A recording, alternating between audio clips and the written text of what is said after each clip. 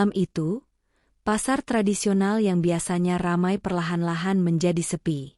Satu persatu pedagang menutup lapak mereka kecuali satu toko yang masih terang benderang, yaitu warung Pak Harno. Tidak ada yang tahu pasti bagaimana pria itu bisa sukses dalam waktu singkat. Dulunya ia hanya pedagang kecil, tapi kini tokonya adalah yang terbesar di pasar. Namun, di balik keberhasilannya, ada sesuatu yang janggal. Para pedagang lain mulai berspekulasi, ada yang mengatakan ia memakai pesugihan atau setan penglaris. Satu kejadian mengubah semuanya. Suatu hari, Gito, seorang pemuda yang bekerja sebagai tukang parkir di pasar, tanpa sengaja melihat sesuatu yang membuat bulu kuduk merinding. Sejak malam itu, teror pun dimulai. Satu persatu orang-orang di pasar mengalami kejadian mengerikan. Misteri mulai terungkap, dan rahasia kelam yang selama ini tersembunyi perlahan terbongkar. Bagaimana kisahnya? Tonton dan simak cerita menarik dalam video berikut ini. Di tengah hiruk-pikuk pasar tradisional yang ramai dengan suara tawar-menawar dan derap langkah pelanggan yang lalu lalang, terdapat sebuah gerobak siomay yang selalu dipenuhi pembeli. Gerobak itu milik Pak Harno, seorang pria parubaya yang dikenal ramah dan selalu tersenyum kepada setiap pelanggan yang datang. Siomay Pak Harno bukan hanya sekadar jajanan biasa. Teksturnya yang lembut, aroma ikannya yang khas, serta saus kacangnya yang gurih membuat siapapun yang mencicipinya pasti ingin kembali. Hampir setiap hari, sebelum matahari sepenuhnya naik, siomay Pak Harno sudah ludes terjual. Tidak ada yang tahu bagaimana ia bisa membuat siomay seenak itu, tetapi satu hal yang pasti, dagangannya selalu laris. Pelanggan pun beragam, mulai dari ibu-ibu yang berbelanja di pasar, pegawai kantoran yang singgah sebelum bekerja, hingga anak-anak sekolah yang menikmati siomay sebagai sarapan ringan. Setiap orang yang mampir ke gerobak kecilnya selalu puas dengan rasa siomay yang lezat dan harga yang terjangkau. Tidak sedikit dari mereka yang memuji keahlian Pak Harno dalam membuat siomay yang sempurna. Namun, di balik kesuksesannya, ada bisik-bisik yang beredar di kalangan pedagang lain. Mereka mulai memperhatikan bahwa Pak Harno jarang terlihat membeli bahan baku. Sementara pedagang lain harus belanja ke pasar setiap pagi, Pak Harno hampir tidak pernah terlihat membeli ikan segar, tepung, atau bahan lainnya. Desas-desus pun mulai menyebar. Ada yang mengatakan bahwa Pak Harno punya pemasok rahasia, ada juga yang menduga bahwa dia memiliki resep khusus yang membuat siomaynya lebih awet tanpa perlu bahan segar setiap hari. Namun, ada pula rumor yang lebih menyeramkan, bahwa kesuksesan Pak Harno bukan sekadar hasil kerja keras semata. Pak Harno sendiri tidak terlalu ambil pusing dengan gosip yang beredar. Baginya, yang terpenting adalah dagangannya tetap laris dan keluarganya bisa hidup dengan nyaman. Sejak istrinya, Lesti, meninggal beberapa tahun lalu, ia harus bekerja lebih keras demi anak-anaknya. Kehidupannya dulu penuh dengan kesulitan. Tetapi sejak beberapa waktu terakhir, keberuntungan seakan selalu berpihak padanya. Sebelumnya, Pak Harno hanyalah seorang pedagang biasa yang sering mengalami kerugian. Kadang siomaynya tidak habis, kadang bahan bakunya busuk sebelum sempat diolah. Bahkan, pernah suatu waktu ia hampir menutup usahanya karena terus merugi. Namun, entah bagaimana, segalanya berubah. Dalam beberapa bulan terakhir, dagangannya selalu habis. Bahkan, banyak pelanggan yang datang lebih awal agar tidak kehabisan. Namun, semakin sukses usahanya, semakin banyak pertanyaan yang muncul di benaknya sendiri. Mengapa semuanya berubah begitu cepat? Mengapa ia tidak pernah lagi mengalami kesulitan seperti dulu? Dan mengapa setiap kali ia membuka wadah siomaynya, jumlahnya selalu terasa cukup, seolah-olah tidak pernah berkurang terlalu cepat? Malam itu, hujan turun deras membasahi kota kecil tempat Pak Harno tinggal. Angin kencang meniupkan dedaunan kering ke jalanan yang sudah tergenang air. Di dalam rumah sederhana yang ditempati Pak Harno, lampu temaram menerangi ruang tamu yang penuh dengan barang-barang lama. Di pojok ruangan, terdapat sebuah meja kecil dengan kain putih yang sudah kusam. Di atasnya, ada sebungkus dupa, beberapa koin kuno, dan sebuah foto istrinya, Lesti, yang telah meninggal bertahun-tahun lalu.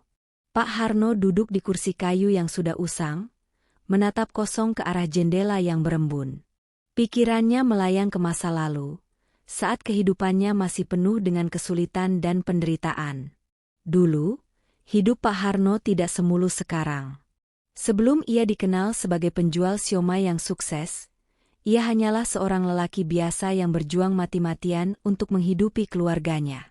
Bersama istrinya, Lesti, dan kedua anak mereka, ia pernah hidup dalam kondisi yang jauh dari kata cukup. Bertahun-tahun lalu, ia bekerja sebagai buruh di sebuah pabrik tepung di kota sebelah. Upah yang diterimanya sangat kecil, bahkan tidak cukup untuk memenuhi kebutuhan sehari-hari. Setiap hari, ia harus berangkat pagi buta dan pulang larut malam, sementara Lesti mengurus rumah serta berjualan kecil-kecilan di pasar. Namun, sebesar apapun usaha mereka, uang yang mereka dapatkan selalu tidak cukup. Puncak dari penderitaan mereka datang ketika Lesti jatuh sakit. Awalnya hanya batuk ringan, tapi lama-kelamaan tubuhnya semakin lemah. Pak Harno berusaha membawanya ke puskesmas, tetapi dokter mengatakan bahwa Lesti mengidap penyakit yang membutuhkan perawatan lebih lanjut. "Pak, istri Bapak butuh pemeriksaan lebih lanjut di rumah sakit. Kalau terlambat, kondisinya bisa semakin buruk," kata dokter dengan wajah serius. Namun, bagaimana mungkin ia bisa membayar biaya rumah sakit? Uang yang dimilikinya bahkan tidak cukup untuk membeli beras sebulan, apalagi untuk perawatan medis yang mahal. Hari demi hari, kondisi Lesti semakin menurun. Pak Harno mencoba berbagai cara untuk mendapatkan uang. Ia berutang ke tetangga, meminta pinjaman dari majikannya, bahkan mencoba pekerjaan sampingan. Tapi tetap saja, semuanya tidak cukup. Suatu malam, ketika hujan turun deras seperti malam ini, Lesti menghembuskan napas terakhirnya di pangkuan Pak Harno. Wajahnya yang pucat tersenyum tipis sebelum akhirnya matanya tertutup untuk selamanya. Pak Harno hanya bisa memeluk tubuh istrinya yang semakin dingin, sementara tangis kedua anak mereka menggema di dalam rumah kecil itu. Saat itu, dunia seakan runtuh bagi Pak Harno. Ia merasa gagal sebagai suami dan ayah. Rasa bersalah terus menghantuinya. Jika saja ia memiliki uang, mungkin ia bisa menyelamatkan istrinya. Jika saja hidup tidak begitu kejam, mungkin ia masih bisa melihat senyum Lesti setiap hari. Namun, kenyataan tidak bisa diubah. Ia hanya bisa menerima kepahitan itu dengan hati yang hancur. Setelah kematian Lesti, Pak Harno memutuskan untuk berhenti bekerja di pabrik dan mencoba berjualan siomay.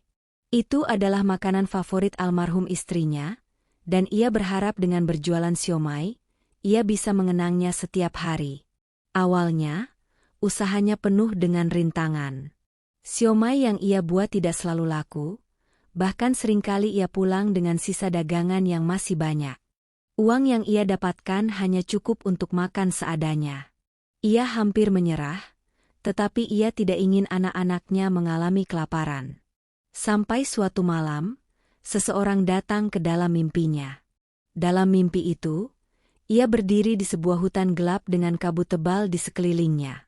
Di depannya, ada seorang pria tua berpakaian serba hitam dengan wajah yang hampir tidak terlihat karena tertutup bayangan. "Harno, kau ingin hidupmu berubah?" Suara pria itu terdengar serak dan dalam. Pak Harno, yang merasa bingung, hanya bisa mengangguk. "Saya ingin sukses. Saya ingin anak-anak saya tidak kelaparan." Pria tua itu mengulurkan tangannya. "Aku bisa membantumu. Tapi kau harus memberikan sesuatu sebagai gantinya." Pak Harno menelan ludah. "Apa yang harus saya berikan?" Pria itu tertawa kecil, lalu berbisik dengan suara yang hampir tak terdengar. "Hanya sedikit dari jiwamu, dan janji untuk tidak mundur." Pak Harno tidak mengerti apa yang dimaksud pria itu, tetapi ia terlalu putus asa untuk berpikir panjang. Ia hanya ingin kehidupan yang lebih baik. Tanpa banyak berpikir, Ia mengangguk dan menerima uluran tangan pria tersebut. Tiba-tiba, tubuhnya terasa dingin, dan angin kencang bertiup menerbangkan daun-daun di sekitarnya. Pria tua itu menghilang dalam kabut, meninggalkan suara bisikan yang menggema di telinganya. Mulai sekarang, daganganmu akan selalu habis. Tapi ingat, jangan pernah melanggar janjimu. Malam itu, bulan sabit menggantung redup di langit. Angin berembus pelan, membawa aroma hujan yang baru saja reda. Pak Harno duduk di teras rumahnya, menatap langit yang gelap dengan pikiran yang berkecamuk. Sudah berbulan-bulan sejak mimpinya bertemu dengan pria tua misterius itu, dan sejak saat itu pula kehidupannya berubah drastis. Dulu, ia sering pulang dengan sisa dagangan yang banyak, tetapi kini, setiap hari siomainya selalu habis sebelum siang. Pelanggannya terus bertambah. Bahkan banyak yang datang dari luar kota hanya untuk mencicipi siomai buatannya. Keajaiban ini begitu luar biasa, terlalu sempurna untuk dianggap kebetulan. Namun, semakin hari, ada sesuatu yang mengusik hatinya, sesuatu yang tidak bisa ia jelaskan. Pak Harno mulai merasakan hal-hal aneh di warungnya. Pernah suatu pagi, saat ia sedang menyiapkan adonan, ia merasa ada tangan lain yang ikut menguleni adonan bersamanya. Padahal, saat itu ia sendirian di dapur. Ketika ia menoleh, tidak ada siapa-siapa. Tetapi bekas tangan yang bukan miliknya tetap ada di permukaan adonan. Lalu, ada suara-suara berbisik yang kadang terdengar di tengah malam. Seperti seseorang yang memanggil namanya dari jauh, tetapi ketika ia keluar rumah, tidak ada siapapun. Awalnya, ia berusaha mengabaikan semua itu. Baginya, yang terpenting adalah kesuksesannya yang kini mulai mengangkat kehidupan keluarganya dari keterpurukan. Namun, semakin lama, kejadian-kejadian ganjil itu semakin sering terjadi. Suatu hari, seorang pelanggan tetapnya, Bu Sari, datang ke warung dengan ekspresi bingung. "Pak Harno, saya ingin tanya sesuatu," ucapnya ragu. "Silakan Bu," jawab Pak Harno sambil tetap melayani pelanggan lainnya. "Siomai Bapak ini, rasanya sangat enak. Tapi setiap kali saya makan, rasanya seperti ada sesuatu yang berbeda. Saya tidak bisa menjelaskan, tapi ada aroma yang aneh, seperti ada sesuatu yang tidak biasa." Pak Harno terdiam sejenak, lalu tersenyum kecil. "Mungkin karena resep rahasia saya Bu," jawabnya dengan nada bercanda. Bu Sari hanya mengangguk, tetapi ekspresi wajahnya menunjukkan bahwa ia masih merasa ragu. Setelah itu, beberapa pelanggan lain juga mulai berkomentar serupa. Ada yang merasa siomai Pak Harno memiliki rasa yang terlalu sempurna. Ada pula yang mengaku pernah melihat bayangan hitam di sekitar warungnya saat malam tiba. Pak Harno mulai gelisah. Malam itu, ia tidak bisa tidur. Dalam gelapnya kamar, ia mendengar suara samar yang memanggil namanya. "Harno, kau ingat janjimu?" Ia tersentak. Suara itu berasal dari sudut kamar. Dengan napas tertahan, ia menoleh dan melihat sesosok bayangan berdiri di sana, pria tua dari mimpinya dulu. Pak Harno berusaha membuka mulut untuk berbicara, tetapi tenggorokannya terasa kering. Pria itu tersenyum samar. "Aku telah memenuhi bagianku. Kau kini sukses, siomai emularis, dan keluargamu hidup berkecukupan." Pak Harno hanya bisa mengangguk pelan. "Tapi ingat," lanjut pria itu, suaranya berubah lebih dalam dan dingin. "Janji harus ditepati." Pak Harno merasa jantungnya berdegup kencang. "Janji apa?" Pria itu tertawa pelan. "Kau tidak lupakan? Kau telah menyerahkan sedikit dari jiwamu padaku. Dan sebagai gantinya, aku membantumu mencapai kesuksesan. Kini, giliranmu untuk memenuhi bagianmu dalam perjanjian ini." Tubuh Pak Harno membeku. Ia tidak pernah benar-benar memahami apa yang ia setujui dalam mimpi itu. Ia hanya berpikir bahwa itu hanyalah bunga tidur, sebuah imajinasi belaka. Tapi kini, kenyataan berbicara lain. Apa yang harus saya lakukan? Tanyanya dengan suara lirih. Pria itu menatapnya tajam.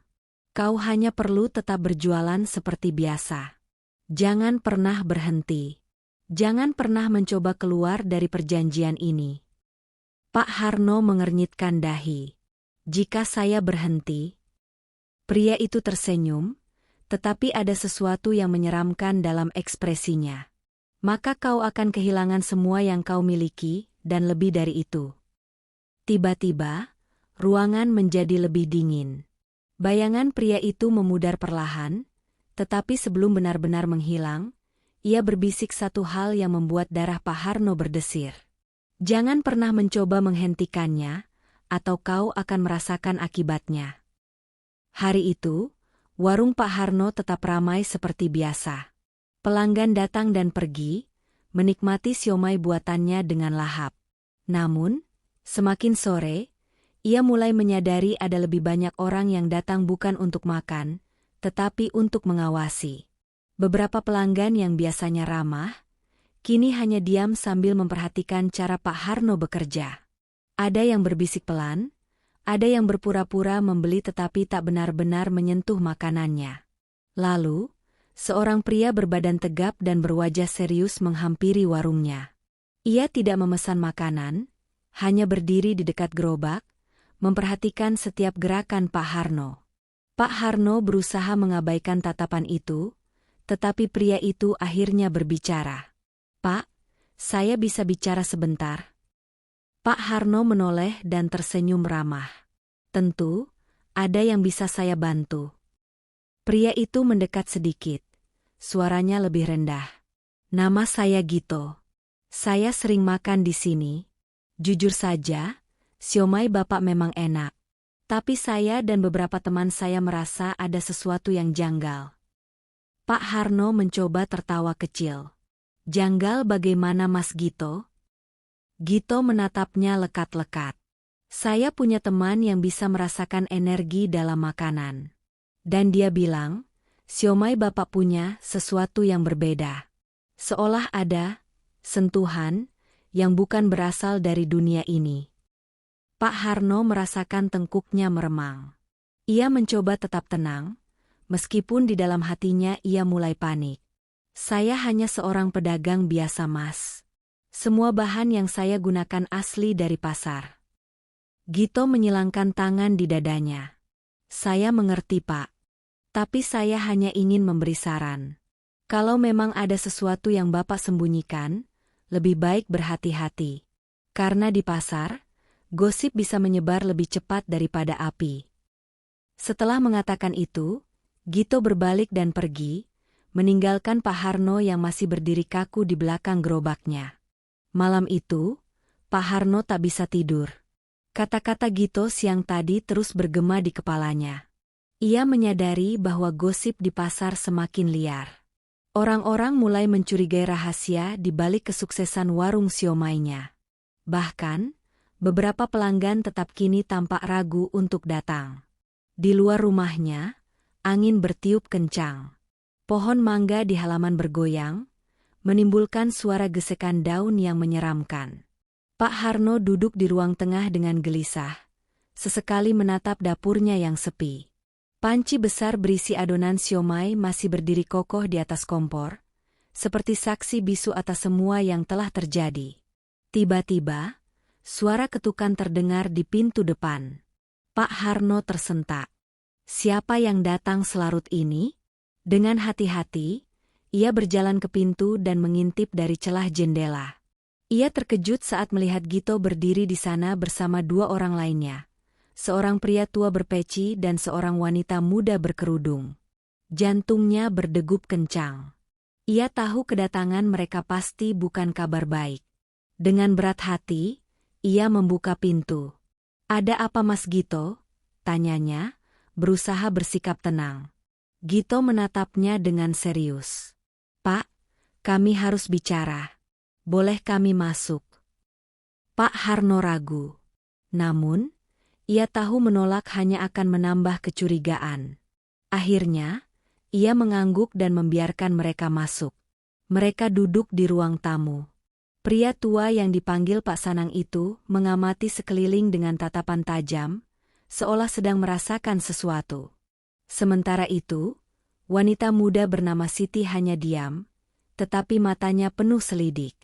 "Pak Harno," kata Gito, membuka pembicaraan, "saya tahu ini mungkin terdengar aneh, tapi kami sudah menyelidiki warung Bapak. Ada yang tidak wajar." Pak Harno tersenyum kaku. "Apa maksud Mas Gito?" Siti akhirnya angkat bicara. Suaranya lembut, tetapi tegas. "Saya memiliki kepekaan terhadap energi gaib, Pak. Dan saya merasakan sesuatu yang kuat di sini." Pak Harno merasakan tubuhnya semakin tegang. "Kami tahu Bapak sukses dengan cepat," lanjut Gito. "Dan itu tidak masalah. Tapi ada satu hal yang membuat kami semakin yakin bahwa ada sesuatu yang tidak biasa di warung Bapak." Gito mengeluarkan sesuatu dari tasnya dan meletakkannya di meja. Sebuah bungkus siomay, tetapi kini warnanya tampak berbeda. Tidak seperti biasanya, kulit siomay itu tampak sedikit lebih gelap, hampir keunguan. "Kami membawa siomay ini ke seseorang yang paham soal ilmu batin," kata Gito. "Dan dia mengatakan bahwa ada unsur yang tidak biasa di dalamnya." Pak Harno mencoba tertawa, tetapi suaranya terdengar kaku. "Ah, mungkin karena bumbu saya beda dari yang lain." Pak Sanang yang sejak tadi diam akhirnya berbicara. "Bukan, Pak. Ini bukan soal bumbu." Ia menatap Pak Harno dalam-dalam. "Ini soal perjanjian yang Bapak buat." Darah Pak Harno seakan berhenti mengalir. "Kami tahu tentang perjanjian itu, Pak," lanjut Pak Sanang. "Kami tahu Bapak mendapat bantuan dari sesuatu yang tak kasat mata. Dan kami juga tahu bahwa ada harga yang harus dibayar." Pak Harno gemetar. Napasnya memburu. Ia ingin menyangkal, tetapi di dalam hatinya, ia tahu bahwa ini adalah akhir dari rahasianya. Siti tiba-tiba berdiri dan berjalan ke dapur. Pak Harno terkejut dan hendak menghentikannya, tetapi Siti sudah lebih dulu sampai di dekat panci besar. Ia menutup matanya, seolah merasakan sesuatu. Kemudian, ia membuka panci itu. Asap tipis mengepul, mengeluarkan aroma yang khas. Tetapi sesuatu yang aneh terjadi. Siti terdiam, wajahnya berubah pucat. Pak Sanang dan Gito segera menghampiri. Mereka melihat ke dalam panci, dan seketika wajah mereka berubah. "Astagfirullah," desis Pak Sanang. Di dalam panci, selain adonan siomay, tampak sesuatu yang tak seharusnya ada di sana. Segumpal benda hitam yang menyerupai daging busuk, dengan tekstur yang tak wajar. Benda itu tampak berdenyut, seolah memiliki nyawa. Pak Harno mundur selangkah. Tubuhnya bergetar. "Apa ini, Pak Harno?" tanya Gito, suaranya penuh kengerian. Pak Harno tidak bisa menjawab. Ia ingin berlari, ingin menghilang dari situasi ini. Namun, kakinya terasa berat, seolah ada sesuatu yang menahannya di tempat. Tiba-tiba, lampu di dapur berkedip-kedip. Angin dingin bertiup, meskipun semua jendela tertutup rapat. Dan kemudian, suara itu terdengar. "Kau melanggar perjanjian." Suara serak, berat, dan bergema memenuhi ruangan. Semua orang terdiam, menahan napas. Pak Harno merasa keringat dingin mengalir di punggungnya. "Tidak, aku tidak melanggar, aku hanya..." Namun, suara itu semakin keras. "Kau membiarkan mereka tahu. Sekarang, kau harus membayar." Tiba-tiba, benda hitam di dalam panci bergerak sendiri. Dari dalamnya muncul sesuatu seperti tangan kecil, dengan jari-jari panjang dan tajam. Semua orang terperanjat, mundur dengan wajah pucat pasi. Siti menjerit, sementara Pak Sanang segera membaca doa-doa. Pak Harno jatuh berlutut di lantai. Ia tahu, ini adalah akhir dari segalanya. Angin bertiup semakin kencang, membuat jendela bergetar. Suara tawa mengerikan terdengar dari segala arah. Dan dalam sekejap, ruangan itu dipenuhi dengan kegelapan. Sejak malam mengerikan itu, pasar mendadak berubah menjadi tempat yang lebih sunyi. Warung siomay Pak Harno yang dulunya selalu ramai kini tertutup rapat, seperti ditinggalkan begitu saja. Tak ada yang tahu kemana perginya pemiliknya. Satu-satunya hal yang tersisa hanyalah rasa takut yang merayap di hati orang-orang yang pernah mengenalnya. Gito, Pak Sanang, dan Siti masih terpukul dengan kejadian di dapur malam itu. Mereka berusaha untuk melupakan, tetapi kejadian aneh mulai terjadi di sekitar mereka. Suatu malam, Gito yang bekerja sebagai tukang parkir di pasar, mendengar suara langkah kaki di gang kecil dekat warung Pak Harno. Ia menoleh, tetapi tak melihat siapapun. Hanya perasaanku saja, gumamnya. Namun, saat ia hendak kembali ke posnya, suara itu terdengar lagi, lebih jelas. Trep, trep, trep. Seperti langkah kaki seseorang yang menyeret sesuatu di lantai. Jantungnya berdebar. Dengan perlahan, ia menoleh ke arah warung siomay yang gelap. Di balik kaca buram, samar-samar ia melihat sesosok bayangan. Seseorang, atau sesuatu, berdiri di dalam. Gito mundur dengan napas tersengal. Ia berkedip, dan dalam sekejap, bayangan itu menghilang. Ia langsung berlari meninggalkan tempat itu. Tak hanya Gito, Siti juga mengalami kejadian serupa. Suatu malam, ia sedang berada di rumah ketika tiba-tiba terdengar ketukan di jendela kamarnya. Ia merasa merinding. Rumahnya berada di lantai 2, dan tidak mungkin ada orang yang bisa mengetuk dari luar. Dengan tangan gemetar, ia mendekat ke jendela dan mengintip dari celah gorden. Di luar, dalam gelapnya malam, ia melihat sesosok makhluk bertubuh kurus, dengan kulit menghitam dan mata merah menyala. Makhluk itu menatapnya tanpa ekspresi. Siti terlonjak mundur dan menutup matanya erat-erat. Saat ia membuka mata kembali, makhluk itu sudah hilang. Namun, suara bisikan terdengar di telinganya. Jangan ikut campur. Tubuhnya langsung lemas. Ia pingsan di tempat. Kejadian-kejadian ganjil juga terjadi di pasar. Para pedagang mulai mengeluhkan barang dagangan mereka yang sering hilang, suara langkah kaki di malam hari, dan bau anyir yang muncul tanpa sebab. Pak Sanang, yang selama ini berusaha tetap tenang, akhirnya memutuskan untuk menyelidiki lebih jauh. Malam itu, ia pergi ke pasar dengan membawa air doa dan beberapa ayat suci. Dengan langkah hati-hati, ia mendekati warung siomay yang tertutup. Dari luar, warung itu tampak kosong. Namun, begitu ia menyentuh gagang pintu, hawa dingin menyelimuti tubuhnya. Bismillah, bisiknya sambil menarik napas dalam. Ia membuka pintu dengan perlahan. Warung itu gelap dan berantakan. Meja-meja terbalik, kursi berserakan, dan di sudut ruangan, panci besar yang dulu digunakan Pak Harno masih berdiri kokoh. Namun, ada sesuatu yang aneh. Di lantai, ada jejak kaki hitam, seperti sisa abu yang terbakar. Jejak itu tampak menuju ke belakang, ke dapur. Pak Sanang menggenggam botol air doa lebih erat. Ia melangkah perlahan, mengikuti jejak itu. Saat ia mencapai dapur, hawa di sekitarnya semakin dingin. Ia melihat sesuatu di sudut ruangan, sebuah kain putih kotor yang tampak bergerak sendiri, seperti ada sesuatu di dalamnya.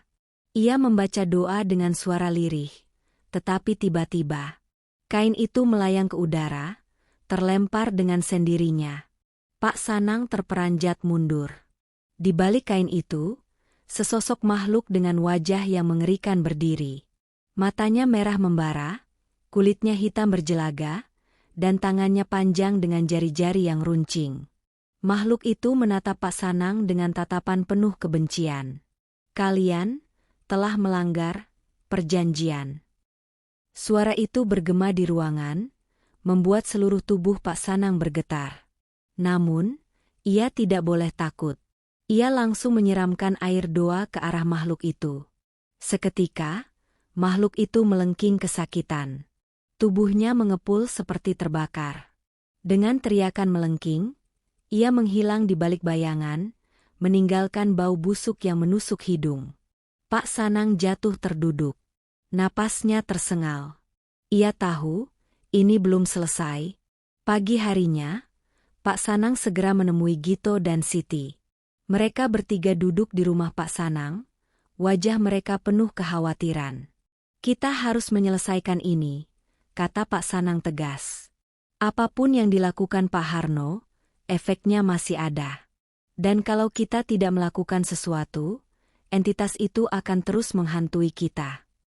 Siti mengangguk lemah. Tapi bagaimana Pak? Kita bahkan tidak tahu di mana Pak Harno sekarang. Gito terdiam sejenak, lalu mengeluarkan sesuatu dari sakunya. Sebuah potongan kertas lusuh. Aku menemukan ini di dapur warung semalam, katanya. Pak Sanang mengambil kertas itu dan membacanya. Matanya melebar. Di sana tertulis sebuah peringatan. Jangan cari aku. Jangan coba-coba menghentikan ini. Jika kalian melanggar, kalian akan mengalami nasib yang sama denganku. Tangannya bergetar saat membaca tulisan itu. Suasana di ruangan itu terasa mencekam. Tidak ada yang berani bersuara untuk beberapa saat, seolah kata-kata dalam surat itu masih menggema di kepala mereka. Jadi, apa kita akan benar-benar mendatanginya? Tanya Siti dengan suara bergetar. Kita tidak punya pilihan lain, jawab Pak Sanang. Kalau kita diam saja, kejadian aneh ini akan terus berlanjut. Kita harus menemukan Pak Harno dan mencari tahu bagaimana cara menghentikan semua ini. Mereka bertiga mengamati alamat yang tertulis di kertas itu. Lokasinya berada di sebuah desa terpencil di luar kota, daerah yang cukup jauh dan tidak banyak diketahui orang. Tanpa membuang waktu, mereka segera bersiap. Perjalanan ke desa yang dimaksud memakan waktu hampir 3 jam. Mobil tua Pak Sanang melaju pelan di jalanan berbatu yang semakin menyempit. Hutan lebat di kanan dan kiri jalan membuat suasana semakin mencekam. Kita sudah hampir sampai, kata Gito sambil melihat peta di ponselnya. Desa itu seharusnya ada di depan. Benar saja, tak lama kemudian mereka tiba di sebuah perkampungan kecil yang terasa sunyi. Rumah-rumah kayu berjajar rapi, tetapi tidak terlihat banyak aktivitas penduduk. Hanya ada beberapa orang tua yang duduk di beranda rumah mereka, menatap rombongan ini dengan tatapan penuh selidik. Siti menggigil. Kenapa rasanya aneh sekali di sini? Pak Sanang menepikan mobilnya, lalu mereka bertiga turun dan berjalan ke tengah desa. Mereka bertanya kepada seorang lelaki tua yang duduk di depan rumahnya. Permisi Pak, sapa Pak Sanang sopan. Kami sedang mencari seseorang bernama Pak Harno. Apakah Bapak mengenalnya? Mata lelaki tua itu langsung membelalak.